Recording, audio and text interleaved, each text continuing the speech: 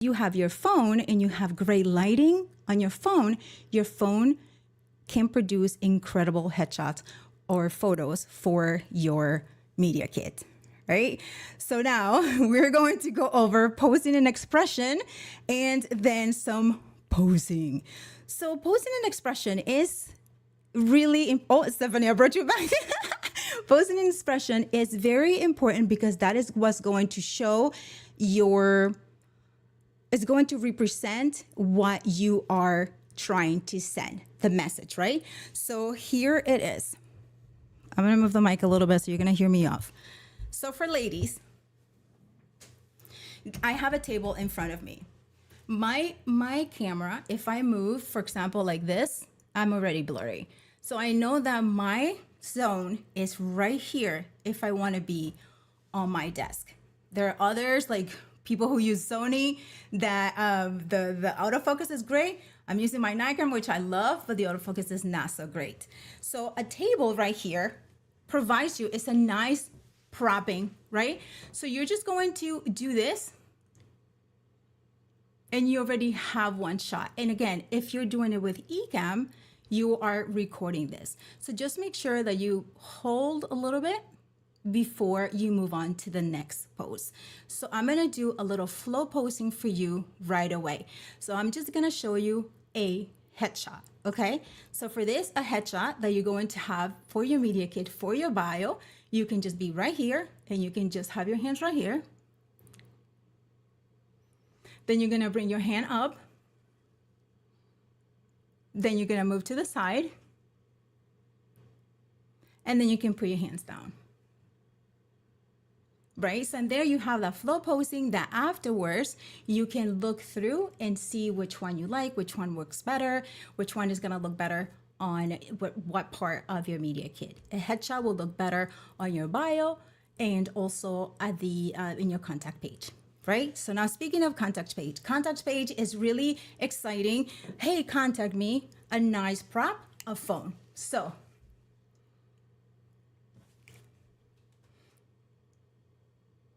right? And you can do these again with your phone, or you can do it right here in Ecamm. When you want to use your cell phone, your phone would be when you wanna, I wanna say 3/4 of your body to show, right? Because in the setup, for example, for me, I won't be able to do that, right? Because of the setup here. Now for guys, you can do the same thing. For guys, instead of having your hands in the front, you're gonna have your hands spread out, right? And then I'm not moving my mic too much so that you can still hear me, but you're gonna have your hands spread out a little bit, right? So then here you go, your shoulders are wide, your face is straight up. Now you can turn your face this way, but not too much, because if you tilt your head too much, it doesn't look that good on guys. So just make sure that you have your hands like this, and then you can do your smile, or just a smirk, or just a straight on mysterious face, whichever face it is that you want to show on your headshot. Okay. Also for guys, you can do something like the famous holding the watch, look at the time, right? But for here, you're gonna do it like look at the time, or this, okay? But you're gonna do it with your shoulders broad, right? So you're gonna do it like this and then kind of like that for you, right? Also with jackets, you can have a jacket, one of these jackets, you can just pull it down like this, and that will be a shot for you. But for guys also, you can do it with you can take the headshot with your phone, and that will also look good. Just remember that you need to be in front of the window, right? Or if you have professional lighting like we do, if you're a podcaster or thing like that, you can take it, you will have to set up your space. And so for setting up your space, just make sure that you have all the accessories that you need, that you have. If you're going to use a phone, you have your phone. If you're going to use, you can have all your outfits set, because once you're moving from space to space, you are going to sweat. Your thoughts are going to get interesting. You're not going to remember things. So the more organized you are when you're doing all of that, the better it is. It will be for you to get those headshots. So now I'm going to show you my my media kits and what I have. I have two. So this is all of these photos that I'm going to show you here. They are taken with Ecamm. So this photo was with Ecamm. Then I have this. I have it sort of like a website for the client, but I send it as a PDF, and they also have a link that they can look at it as well. So here is my photography page, and then video, my setup, and then the setup that you saw again. And then, so I'm talking about collaborations, then all the things that I have done in collaborating as well, then my links, and then I have the projects that I have done, downloadable lead magnets that I have, the projects that I have done in Spanish, and all the other collaborations that I have had. Then I say my thank yous, and then that's it. And that is a link to my website. Now I have my media kit. Now I have my media kit that is for an overall. So it has a lot of different things, right? So in here, I have my intro. This photo, again, I took it with Ecamm.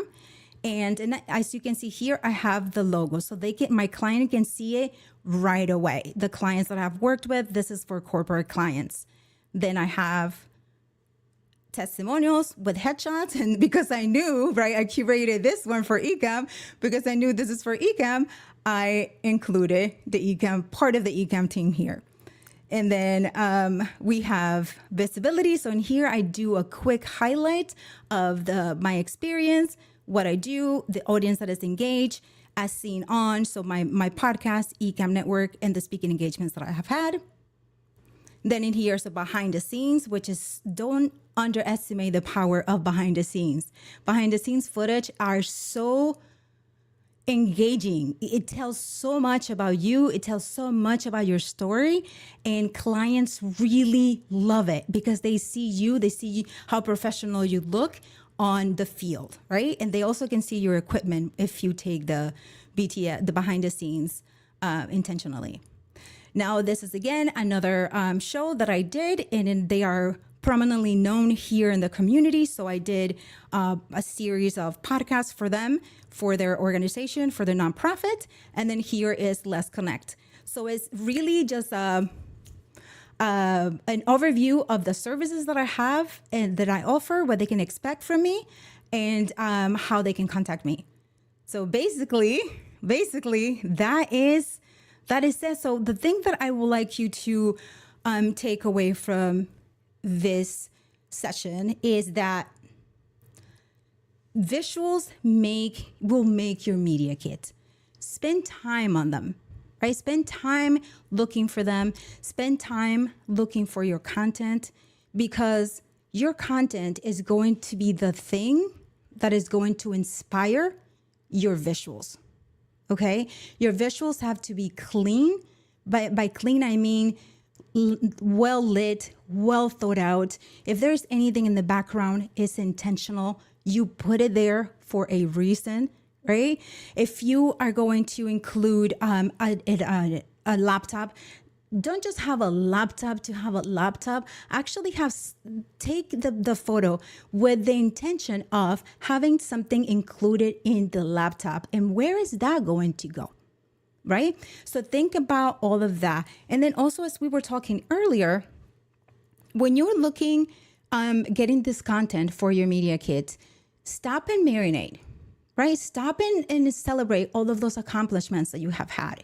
Because once you do that, you're going to get this energy and you're going to feel so proud of all the work that you have done, that looking for those visuals and looking for the content is going to become not a job for you, but almost like a reminiscing time, almost like you're just sitting down looking for the things to include in your media kit. It's not going to be a job, because putting a media kit together, to tell you the truth, is not easy, right? You're going to have to look for that content intentionally, because that is the purpose of your media kit, to intentionally send it to specific clients.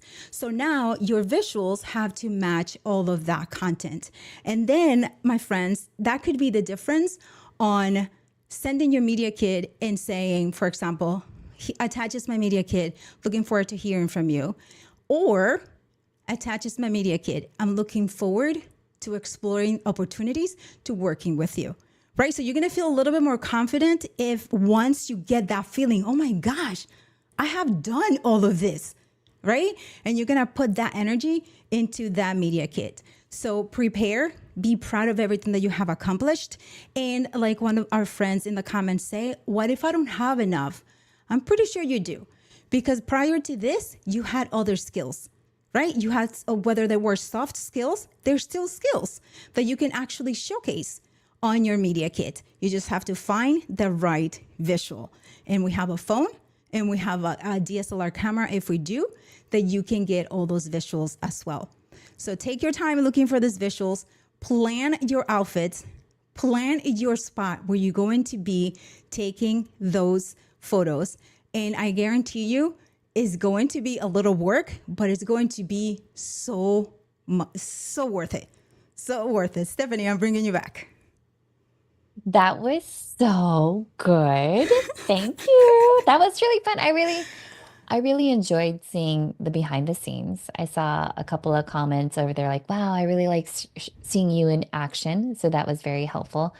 Some of the comments you didn't probably see it because you're in the Yeah. middle of it. They said that they really loved the clean look and the layout of it, right? So Yeah, lots let of me feedback from see. everyone. Let me Yeah, see what I missed in here. Okay, hello Star Wars. That you like the analytic approach? Yeah, yeah, you have to analyze it. you have to be Okay, strategic with it, definitely for you sure. do, you Um, have to. Okay, oh, so Star we Wars did we Fitness. Wait, answer is that? that? I wonder if that's Who? Sean Q or is that someone else? Who's Sean Q? Sean Quintero, he's a good friend of mine. He has like this fitness thing that he's doing. He was doing 75 hard, and then he decided there's a fun way that I could do this. I should just use my lightsaber with it. It is Sean Q. Okay, it is. Okay, guys. Yeah, I got it right.